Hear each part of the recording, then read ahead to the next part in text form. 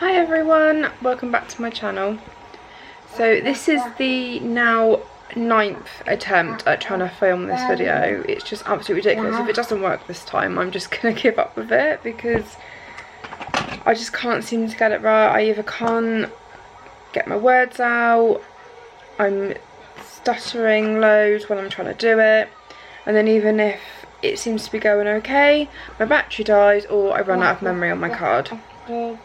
So if it doesn't work this time, I'm giving up.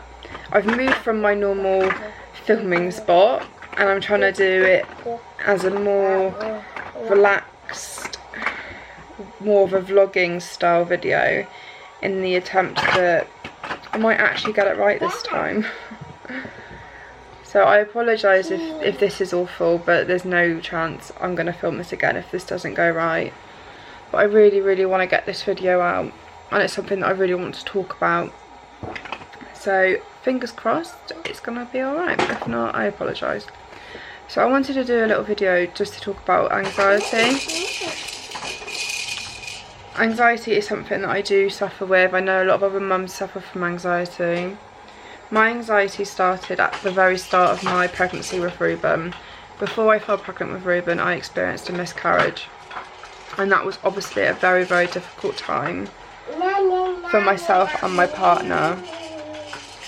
And when I found out that I was pregnant again, I was expecting Ruben, it was a very nervous time for me. I was almost convinced that I was going to lose again and that I wasn't going to get a baby at the end of it, basically. Sorry. My child has just decided to come up to me and have a poo. So I'm probably going to have to pause this and get back to you in a minute. Okay guys, sorry about that, I'm back. Oh god. I'm not going to restart it, I'm just going to carry on. Where was I? Yes, so once I found out that I was pregnant again, I was obviously very nervous. I was almost convinced that I was going to lose again. It was a very scary time. Even after I had the 12-week scan, I was still convinced that something was going to happen. And it wasn't until probably about 2 weeks after the 20-week scan that I actually thought, I'm going to start allowing myself to bond with this baby. Because up until that point, it was like I was just waiting for something to happen. And it's such a shame because I already knew that it was probably going to be my last pregnancy, and it's such a shame that I didn't get to enjoy it. I loved being pregnant with Aubrey. I enjoyed every single moment, but my pregnancy with Ruben was just stressful from the moment I found out, because I was just so worried. And then it was at 27 weeks when I was 27 plus 2 weeks pregnant with Ruben. My waters went early, which is called PROM, preterm premature rupture of membranes. So from that moment, I was high risk of preterm labour, I was high risk of infection. And it was just a very stressful and worrying time. I was basically told that he could arrive at any moment. When your waters go early, you have a 9 out of 10 chance that your body is going to naturally go into labour. So the fact that I didn't was very lucky. But I was constantly on edge, and I was by myself at home with Aubrey, and I was just so terrified that I was going to go into labour at any moment, and I was just going to be at home with my toddler. And I was also told that when you go into labour early, especially when it's not your first, that it can happen very quickly. So my midwife had told me what I was going to have to do if I was to deliver the baby myself. It was just absolutely, it was just horrific. It was so scary. And I remember calling up the doctors one morning. I had just been crying all morning, and I told the doctor that I was just really suffering, and she asked me to go in to see her, and she didn't want to give me any medication. I didn't really want to have any medication, but if I thought that if the doctor thought it would help me, then I would have it. So I didn't have any medication. Aubrey's just set off her pig. I'm just gonna have to wait for it to stop because it's distracting me. So we decided with my consultant that we were going to induce at 34 plus 3 weeks.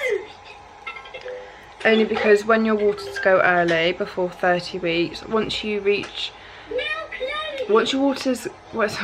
your waters, I want to make sure I say this properly and I don't say anything wrong. So when your waters go before 30 weeks gestation, once you then reach 34 weeks, your risk of infection, placenta abruption and cord prolapse rise dramatically, basically. So you get to a point in your pregnancy where you have to decide, is it worth carrying on the pregnancy? Do the risks of infection and everything else outweigh the risks of the baby being born prematurely? And we decided to induce early, which again was a very, very scary and nerve-wracking time for me. It was kind of like whatever decision we made was it going to be the right one? But I knew that I wanted to give my baby his best chance of survival, and when you're having to deliver a baby that has an infection, or there's been a cord prolapse or placenta abruption, there's a very, very high risk to yourself and the baby. Whereas a baby being born at 34 weeks gestation that's had steroids has a much, much greater chance of surviving. So Ruben was born 34 plus 4. He was born by C-section under he was born under C-section under general anaesthetic. And he was in intensive care for 9 days. Ruben was quite poorly when he was born. Luckily he didn't have an infection. He did have a lot of fluid on his lungs. He was jaundiced and it took him a good couple of days to tolerate his feeds. He was tube fed for the first 8 days of his life, and he was on breathing support for the first 7 days of his life. But luckily it only took him 1 day to establish his feeds before he could come home, which anyone that has had a premature baby or a baby that was tube fed from birth, you will know that 1 day to establish feeding is absolutely incredible. For some babies it takes at least 1 to 2 weeks, and the fact that he did it in a day was amazing. He was a complete natural on the boob. He was amazing. Even some of the nurses were shocked that the doctors were letting us go home after 1 day. He'd only been fully boob fed for 24 hours. So he was a real trooper. But unfortunately, once Ruben was home, my anxiety was still very high. Because he was born early, I was terrified of him being ill. I was worried about his breathing because he had been on breathing support and he had issues with his lungs when he was born. I was worried that Aubrey might accidentally hurt him. I was worried about people visiting, that they might have had germs. Obviously he had a premature immune system. And I felt so much more nervous bringing Ruben home than what I did compared to when I brought Aubrey home. And normally you have these worries when you're a first time mum. You don't expect to have these worries when it's your second.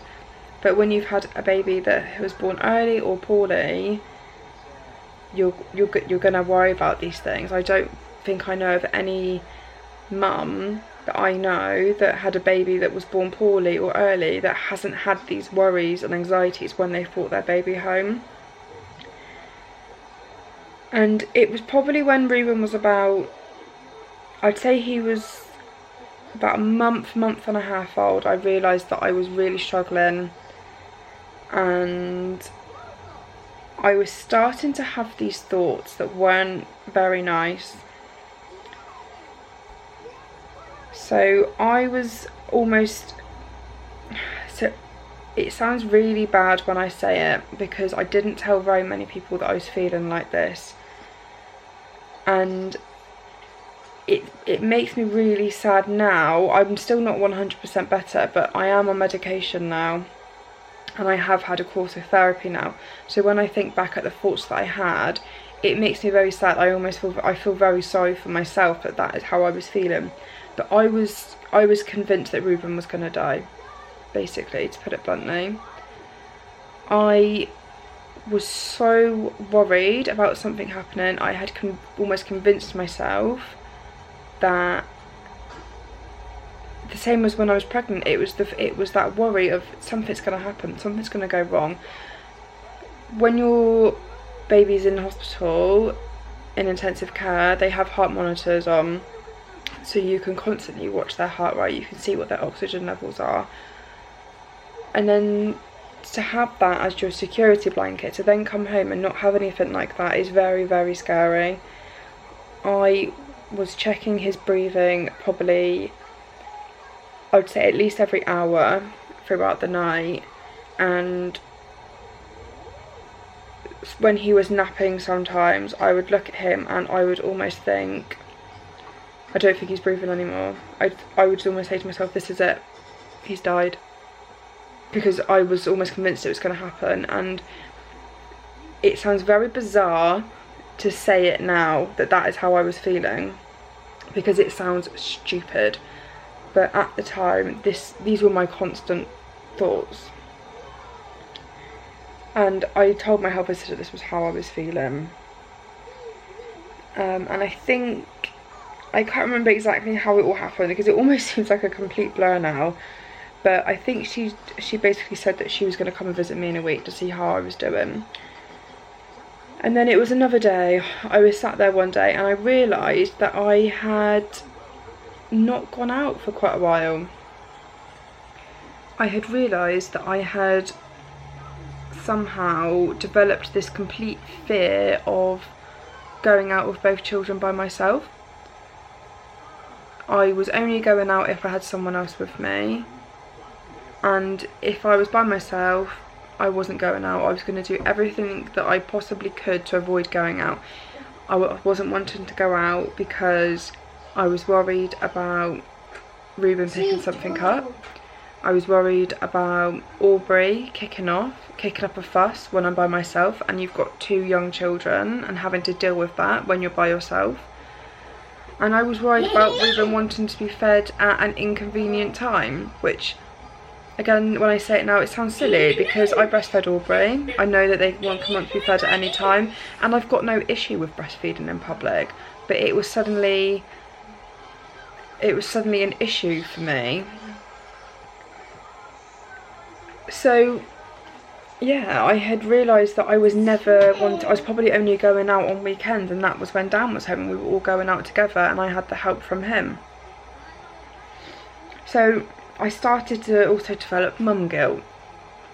I was starting to feel bad for Aubrey because she was getting bored because she was staying in all the time.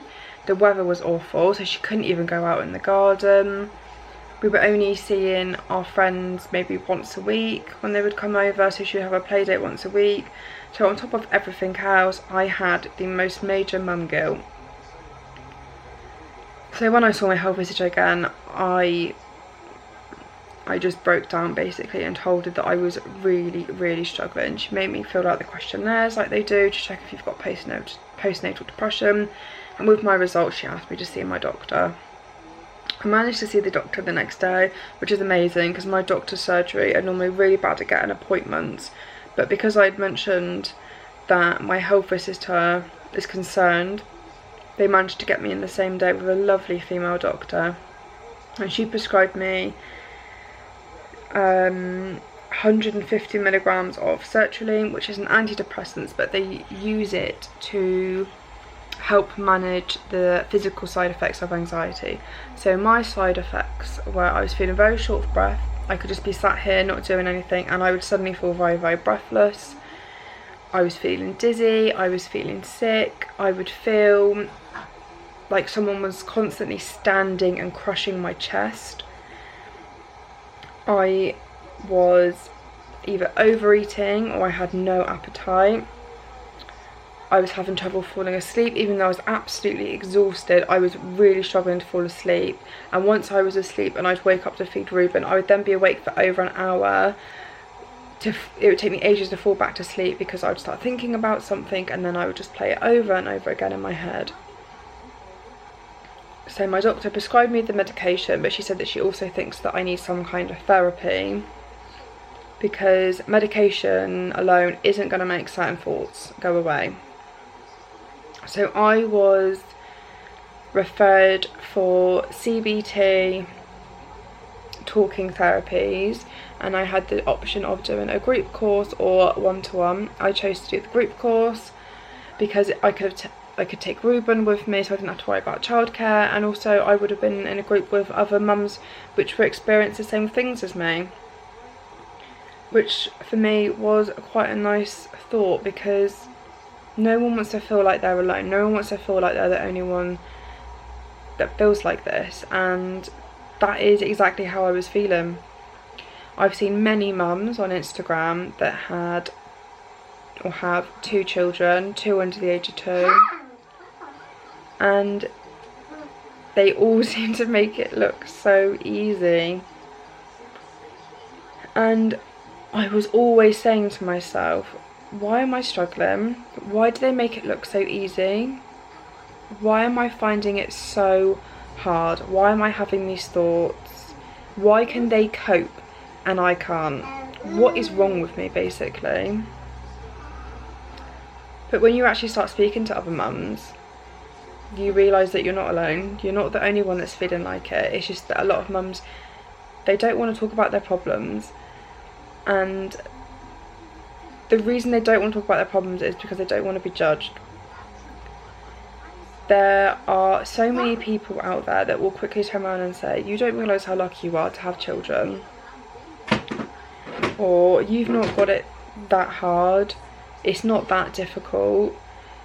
Some people are struggling to have children, so you should think yourself lucky. So us mums have learned to keep our feelings inside, and in all honesty, it doesn't do us any good. It's very, very bad for us. The worst thing you can do is keep your emotions locked inside.